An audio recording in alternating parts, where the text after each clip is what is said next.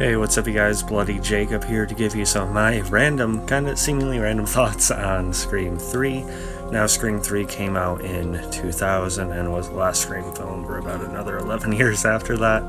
And to preface a little bit, I've never been the biggest Scream fan. I really like the first movie. I've just never, jumped on it like some people have.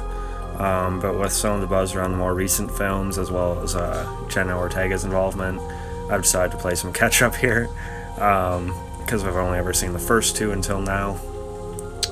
And so this should be interesting for me. And especially interesting because I know for a lot of the fandom or the horror community, Scream 3 tends to be sort of the black sheep, or the least popular one of the bunch. But oddly for me, I think I actually liked it more than 2. Now, I guess aside from Sarah Michelle Gellar's performance in 2, for some reason, at least off my most recent memory, I do think I enjoyed 3 a little bit more than the second film. Now, I know 3 had a bit of a weird production history. I know there was like a shooting around the time of the film. So they had gotten notes from the studio or producers or what have you to tone down the violence and focus more on the comedy and the satirical nature of the franchise. For me, I didn't really see anything too wrong with it, really, in terms of its usual balance of all that. I think this film also stands out because it touched more on Sidney Prescott's or Neve Campbell's backstory, and I think that makes this one a little bit more significant too. You do have Courtney Cox with her bangs in this movie, but for some reason, I don't know, I thought the characters gelled a little bit more for me in this one, jibed, if you will, at least more than they did again in 2. I also like seeing Liev Schreiber come back to his role a little bit, at least for the opening, which I thought was actually a pretty, intense and, engaging enough opening too, which the Scream movies are pretty known for.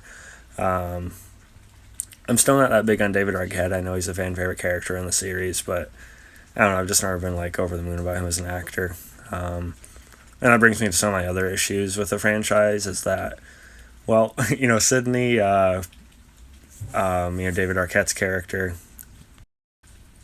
Dewey, as well as, of course, Gale Weathers, Courtney Cox, they seem to have plot armor, and having, all 3 characters essentially survive, 5 films straight, and I don't know what happens in 6, but, it just makes it a little less, unsettling for me. I just don't buy that.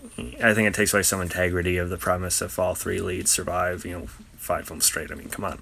And then there's the fact that, the killers, you get your Matthew Lillards and your Skeet Ulrichs and such, who are awesome, and you get some other decent ones as well so far, but at the same time, the killings themselves for me just get a little repetitive. It's basically just stab, stab, stab, stab.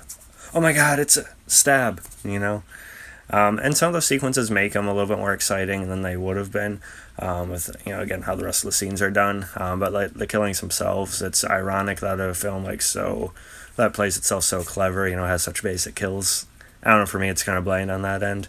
But Scream 3, that being said, I was pretty into most of the scenes anyway, leading up to them. And I don't know, I guess it could depend on the movie, but I would like to see a little more creativity or inventiveness with one of the other sequels. I know they're just dudes in masks, but still, use something else maybe. I don't know. But yeah, anyway, back to Scream 3 specifically. They're working on this whole, I forget if it's called Stab or something. This franchise, playing on the whole trilogy aspect. Now it's supposed to be a culmination and everything.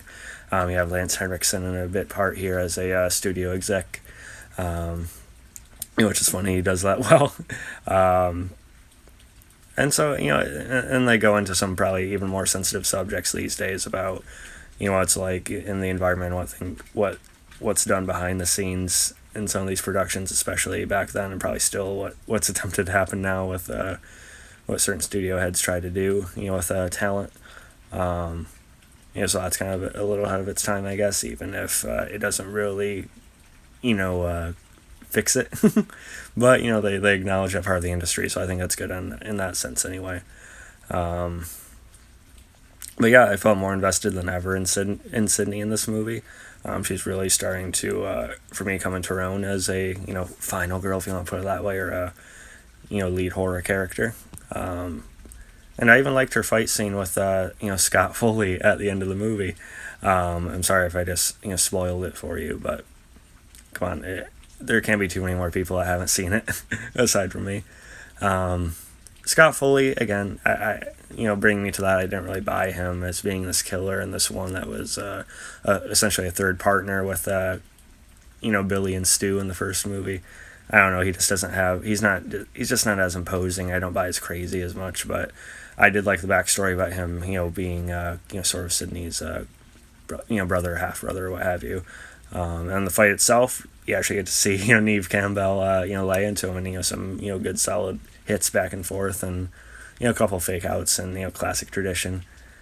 And then sort of how she takes his hand as he seemingly dies initially, because they do have that connection, with their mother and everything, and that being more being revealed about that. But yeah, overall, I think I don't see the issue some people have with Scream 3. I don't think it is that bad, and it's my favorite so far of the three, aside from the first one. So yeah, I'll be watching probably Scream 4 soon, which I'll be reviewing as well. And then maybe once I catch up and see the new film that's currently in theaters, Scream 6, I'll do a ranking of some kind. We'll see. But yeah, let me guys thought about Scream 3 and how you reflect on it now. And I'll catch you guys next time. Peace.